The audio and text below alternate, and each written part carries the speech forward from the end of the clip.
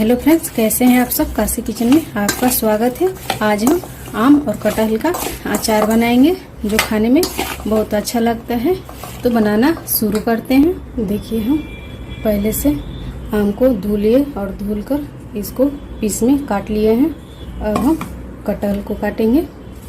कटहल को काटने से पहले हाथ में तेल लगा लें और इसको हम पीस में काट लेते हैं। अपने आवश्यकता अनुसार बड़ा छोटा काट सकते हैं। ऐसे ही हम सारे कटहल को काट लेते हैं। कि कटहल और आम दोनों को काट लिए हैं। अब इसको हम धूप में सुखा लेंगे 2 से 3 घंटे के लिए। आप चाहे तो पंखे के नीचे 3 से 4 घंटे के लिए सुखा सकते हैं। ये कढ़ाई लेंगे।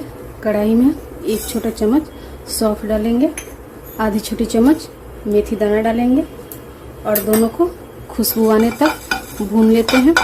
देखिए, हल्का हल्का खुशबू आने लगा है। अब इसको हम निकाल लेते हैं। देखिए, निकालिए। अब इसको हम साइड कर लेते हैं। कढ़ाई में फिर से हम और मसाला बना लेते हैं। 1 छोटा चम्मच सूखा धनिया डालेंगे और 1 बड़ा चम्मच सरसों दाना डालेंगे। आप चाहे तो पीला सरसों भी ले सकते हैं। 1 छोटा चम्मच जीरा डाल देते हैं। आधी छोटी चम्मच काली मिर्च, 3 सूखा लाल मिर्च। इसको हल्का सा गरम कर लेते हैं। इस मसाले को भूनना नहीं है, हमको बस इसका नमी खत्म करना है। आप चाहें तो इसको धूप में भी सुखा सकते हैं। ये अच्छे से गरम हो चुका है। अब गैस के फ्लेम बंद कर देते हैं और इसको हम दूसरे बर्तन में निकाल लेंगे। और जब अच्छे तरह ठंडा हो जाएगा तो इस दोनों मसाले का हम पाउडर बना लेंगे। देखिए, कितना अच्छे से आम और कटहल सूख गया है। अब इसका हम अचार लगा लेते हैं। इसमें जो मसाला बनाए थे वो डाल देते हैं। अजवाइन और मगरेल डाल देते हैं। कश्मीरी लाल मिर्च पाउडर डाल देते हैं। हल्दी पाउडर डाल देते हैं और इसमें जो सौंफ और मेथी का पाउडर दरदरा बनाए थे वो डाल देते हैं। नमक डाल देते हैं।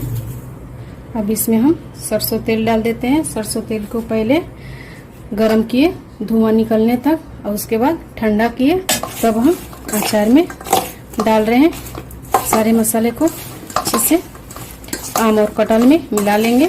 इसमें हम 2 बड़े चम्मच के लगभग सरसों तेल डाले हैं। आप अचार में सरसों तेल ही डालें।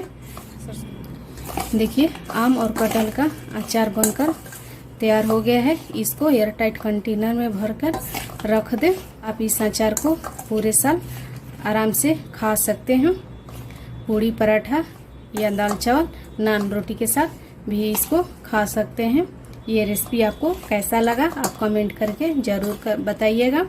मिलते हैं एक नई रेसिपी के साथ। तब तक के लिए नमस्कार।